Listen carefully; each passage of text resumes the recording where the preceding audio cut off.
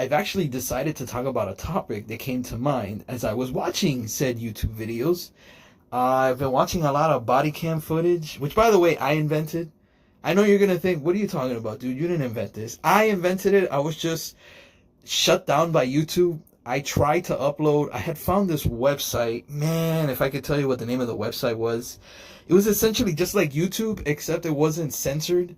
Or at least it wasn't back then. Now it is. I mean, you could find anything on this website. Movies, pornography, dark, hidden murderous things. And I was finding body cam footage. But I was finding body cam footage where cops were getting shot. Victims were getting shot. It wasn't blurred out. Like, it was weird, man. And I have a lot of it. This website also allowed you to download it. I don't remember it too well, man. I tried to go into it a couple of months ago, and, like, it got neutered badly. Like, all the channels got changed. The stuff that you used to download before, you can't now. And a lot of it has actually made its way to YouTube. Most of it was body cam stuff, which I tried to upload once upon a blue river, like a very long time ago, where I'm narrating over the body cam. This, by the way, this is body cam footage where all you hear is the police officer's interaction. It's being recorded and what the victims are going through. So I was able to narrate and be like, okay, so I was making jokes of it, And then YouTube said no, it didn't allow it, maybe because of the blood. I don't know, dude. It just wasn't allowed, and I thought, well, I guess this isn't going to work. A few years later, now body cam footage is everywhere. The lawyer does this, the civil trial does that, this and that. And I'm like, damn, man, I had this idea. When I had it, nobody was into it, but now everybody, whatever. So I'm watching a few of these videos, right? And I come across a very similar theme. There are these kids, and I call them kids because when you're 14 years old and going to jail on a life sentence for murdering a woman, yeah, you're still a kid. I could care less how much of a thug or gangster you think you are.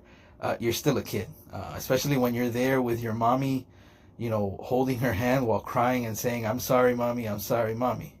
Yeah, that's not a thug, in my opinion. I mean, he may think he is in his mind. He may have that Grand Theft Auto delusion of, yeah, this woman hit my car, not even my car, my friend's car. I got mad, so I decided to come out of my car and shoot the car 17 times. And what? Those 17 shots to the car killed the woman?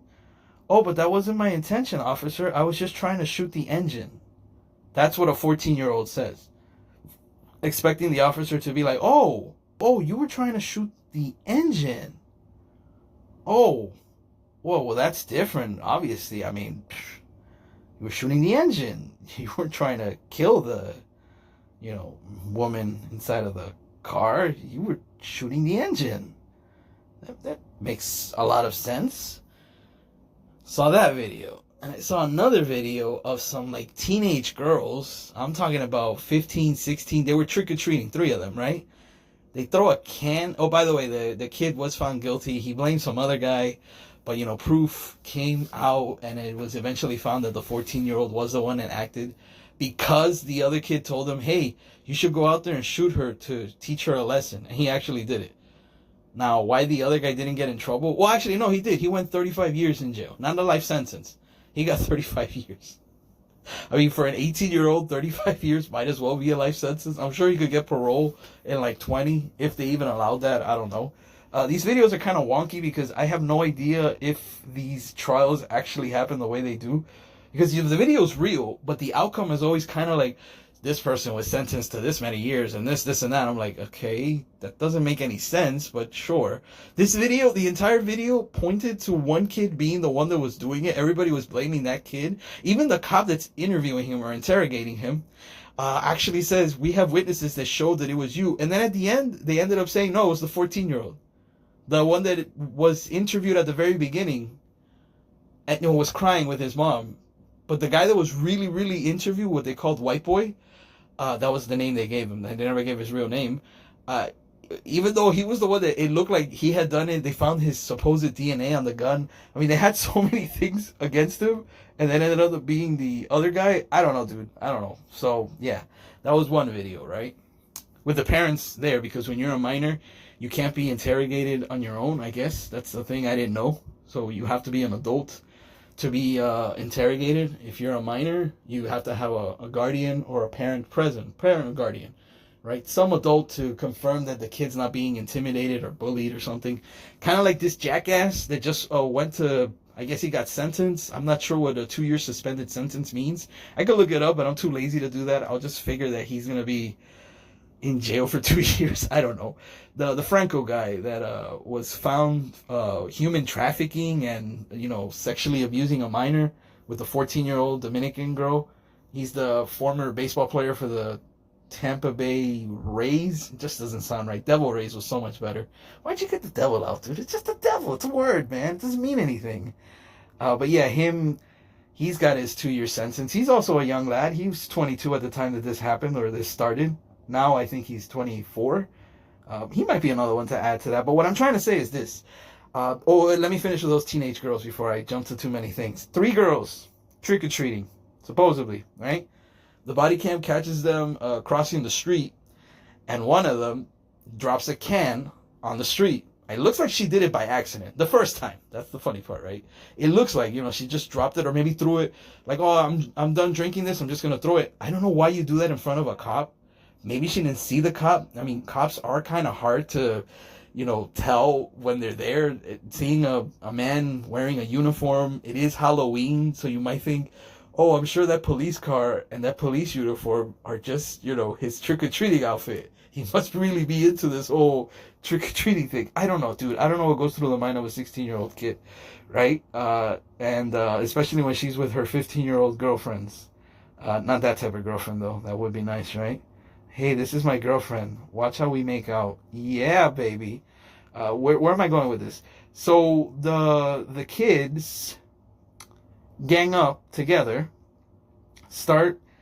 I don't know what they do. I guess it's an intimidation tactic because they think that they're above the law. The theme of this video was, when teenagers get what comes to them, kind of like their comeuppance. It was a bunch of kids that were mouthing off to cops.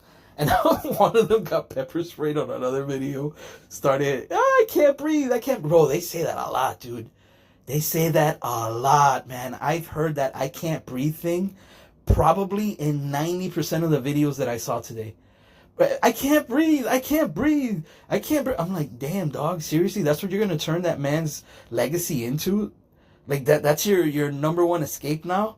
He's like, oh no, I can't breathe. Oh, cops are going to get worried and think, oh man, this is going to be another George Floyd. Dude, like seriously, shut the anyways, these teenage girls, right? Throw the can. So the cop was being a little overly aggressive because he's a male, white, older man, and these are 3 young, non-white girls, if I can say that. I believe one of them was Hispanic. I think. I can't tell between an African American and a Hispanic. I mean, the tan skin is very similar. I don't know, man. I find tan skin very attractive. So to me, either race, I could care less. It just looks really nice, especially in a skirt. Ooh, baby. So, yes, I'm talking about 15-year-old girls, dude. It was Halloween, though. Although they had weird costumes. Like, one of them was wearing a hoodie. Another one was wearing pajamas. Another one was wearing, like, a pair of jean pants. Like, I don't know what type of Halloween costumes they had on. But anyways, the guy confronts them, and the guy's kind of like, I felt he was kind of being like a father, but overly aggressive. Hey, you can't do that. The next time I see you do that, I'm going to write you up. I'm not taking you to jail. I'm not going to put you in handcuffs, but I'm going to write you up with a proper citation for littering. I know littering is one of those things that, kind of like jaywalking. Cops don't really enforce it, but technically speaking, if they felt like it, they could actually write you up for it. And then the funny part is if you start resisting the write-up, or if you start, acting up, or I don't want to give you my ID, or I don't want to do this, then it becomes obstruction, then it becomes resisting arrest, then it becomes verbal altercation. You could even get a misdemeanor battery against a peace officer, which is whenever you, I guess, are fighting as you're getting handcuffed.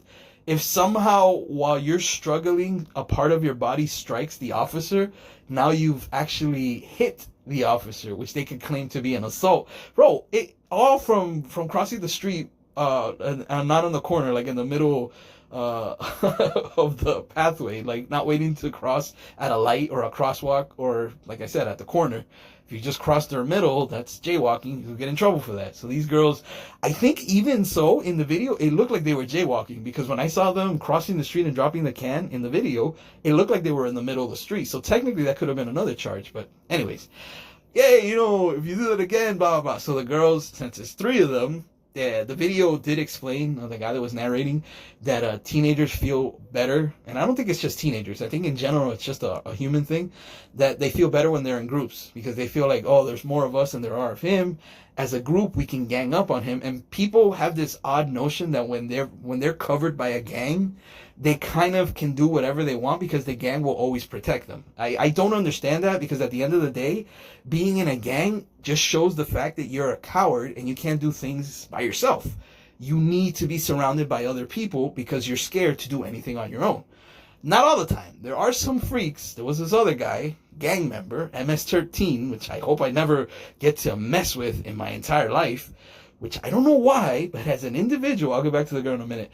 Bro, as an individual, this guy got an Uber driver that was delivering food to his house, brought him into his house, stabbed him, I believe, 30-something times, chopped up his body with or sawed it off with a handsaw, put his body parts in plastic bags, and had the bags all over his house. Well, I guess on a daily basis, he was throwing them out little by little.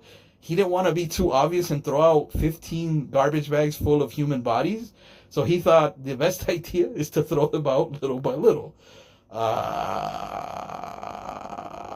That was not a teenager. That was a grown adult man, a gangster, a thug. They never said he was really MS-13. He just had a 13 tattoo on his forehead. And he did do that by himself. So I can't say they're all cowards. Some of them do things on their own.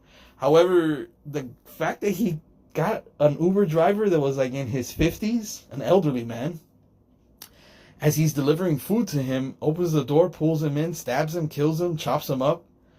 And there was no reason for it. Nothing. There was like no...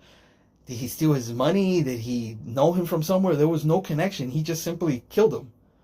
Maybe the gang told him to? I don't know, dude. I don't know. So, the gang member thing, kids in groups, the majority, the mob rule, all that. It is what it is. These three girls apparently felt, since it was three of them, that they could kind of like tell the cop, what's up. So when the cop is like, hey, if next time you do that, you're going to get written up, this and that. The girl's like, do what? I didn't do anything. That was an accident. I dropped it by an accident.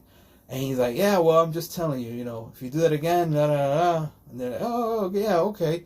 You're not going to do anything to us. And the other one jumps in, yeah, you can't talk to us like that. We're just walking. We're not doing anything wrong. And then he's like, oh, yes, you are. Back and forth.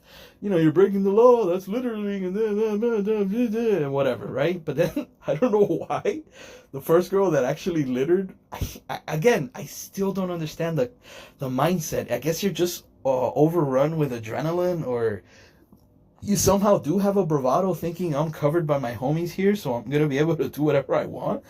I don't know. She decides to grab the same can, because she actually went back and picked it up, right? Which I thought, hey, that's pretty nice, Cop calls you out for something, kind of humiliates you in front of your friends, but he is technically right. You pick up the can, throw it away in a garbage can, walk away. It's as simple as that. You can badmouth the cop all you want. He's not going to do anything to you because he already, I guess, gave you the leeway the first time. You can't come back and then say, oh, now I'm going to give you a ticket. Well, what do you mean? I picked it up and threw it away. Like, what's the problem? You understand? I don't know why. Instead of her throwing the can away, she throws it away, but she doesn't throw it away in a garbage can. She throws it away towards him. Like, she actually throws the can at him. And it's filmed on camera where he's getting struck by the can. Now, it's a can. It's not going to kill him. But now, like I stated before, you're technically assaulting an officer, and it's assault with a foreign object, I think they said. I don't know if I'm using a wrestling term there, but there was something about attacking with a deadly weapon. I don't know what charge it was, but this is when it becomes a huge melee. I mean, a huge melee. Wow, what? Did I just spend 15 minutes? Wow, man. You know what? We'll finish this tomorrow. I just wanted to explain the entire situation. So tomorrow I'll come back and explain why it is this happens in society with these young lads, and why it is that I believe that the parents need to be held accountable. Have yourselves a good one. Stay tuned tomorrow.